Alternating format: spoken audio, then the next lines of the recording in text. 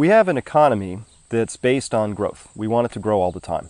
Not a lot, 3% real, maybe 5% nominal growth. We want jobs to grow. We'd like to see more auto sales next year. We want more houses sold.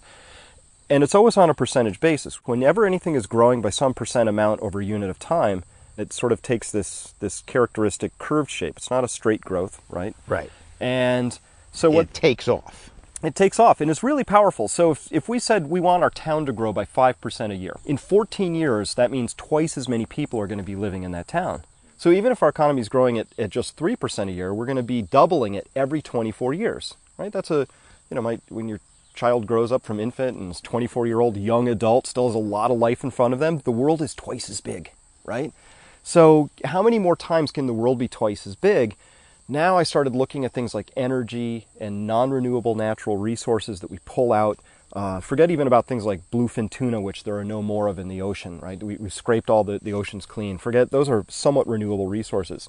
I'm talking about things like phosphorus, tin, bauxite, copper, things that when we look at where we are, we discover that half of all the copper that's ever been mined has been pulled out in just the last 30 years, right?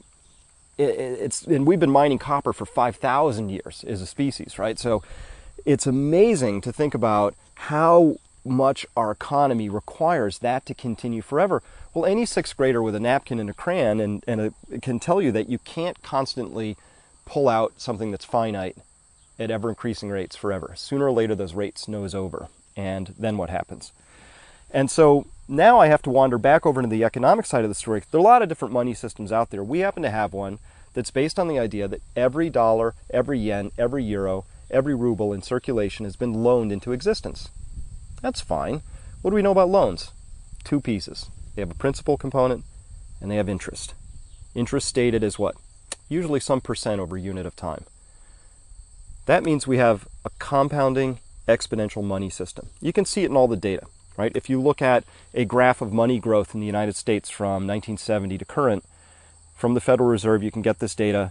It makes this perfect little curvy shaped line. You do a curve fit against that, a scientific fit to ask how perfectly exponential is that? And the answer is almost perfect. 0.99 out of possible 1.0. It's a perfect exponential system. Meaning that it's growing at a constant rate. Let's not use constant. It's not exactly constant because it does vary. It might be 3, might be 6, might be 7%. You know, it's not a perfect math function, but it's, for all practical purposes, if you gave me this data and said, I'm not going to tell you what this is, what can you tell me about this system? I'd say it's behaving exponentially. It's been growing exponentially. Whether that has to be true forever, I don't know, but for the past 40 years, it's been absolutely true. And the same thing when we look at the credit markets. All total credit market debt, state, federal, local, household, corporate, it's been growing exponentially as well. And here's where the story got a little odd for me. It's really only been since the early 1980s that we, most of the OECD countries, but the United States, started doing something really uniquely different. We started growing our debts at a rate roughly twice what the underlying economy was growing at. We were growing our debts at somewhere between 8 and 9% per year, and the underlying economy was about half that.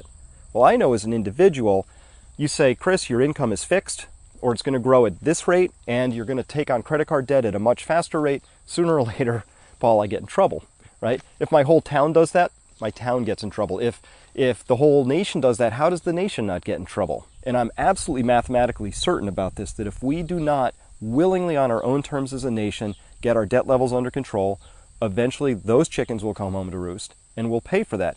Probably in a pretty ugly bond market situation, probably with some pretty unpleasant side effects in unemployment, shredded federal and state budgets, pensions ruined, things like that. Those were the concerns I had. Didn't you think that was already going to have happened? I think it has happened. I think it's happened in Detroit. I think it's happened in Stockton. I believe that it's happening already. I know this is going to be a very long process. It's already happening.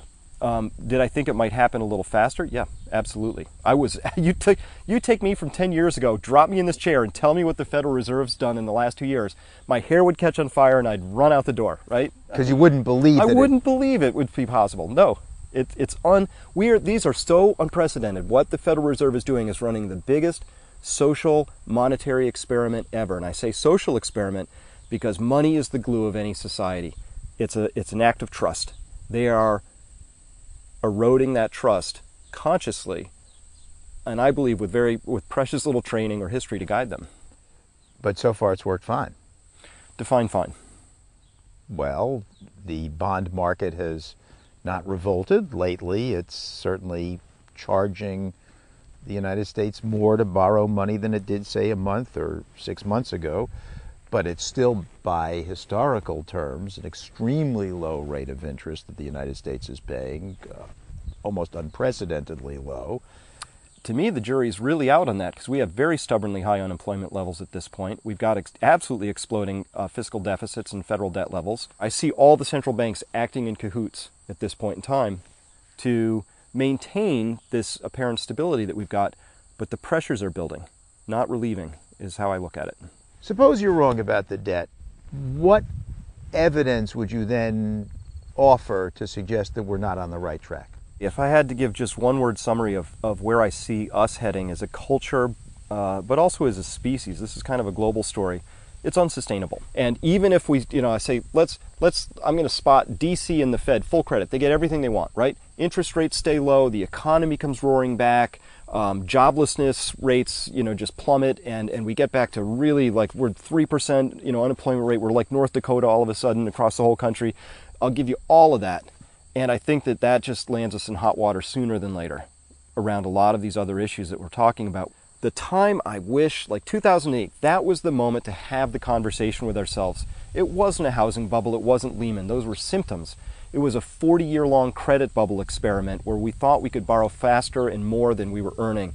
And that would have been the moment to say, how do we get back in line here? So you think that what the Fed did and what the European Central Bank did and so forth is just paper over the problem, literally, in the sense of creating new currency to make everything okay for the time being, and just all that means is we're going to have a worse fall when we do fall?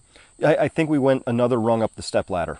And instead of taking a step down, we fall from a slightly higher position than a lower one. And look at the levels of sovereign indebtedness. What the Fed has done by monetizing more than half of all the new issuances of treasuries that have come out of the federal budget deficits over the last 6 years. Monetizing meaning creating money to pay for those deficits. Creating money out of thin air to pay for those deficits. So they've enabled the federal government to get deeper in debt, right? We didn't spend that money on the right stuff to get towards the future. As long as we're just perpetuating the status quo, papering over saying, hey, we'll just the emergency is no time to have a hard conversation. Let's get joblessness down and then we'll open this up to a conversation. What they're really doing here is they're denying us the opportunity to say, what should we be doing differently?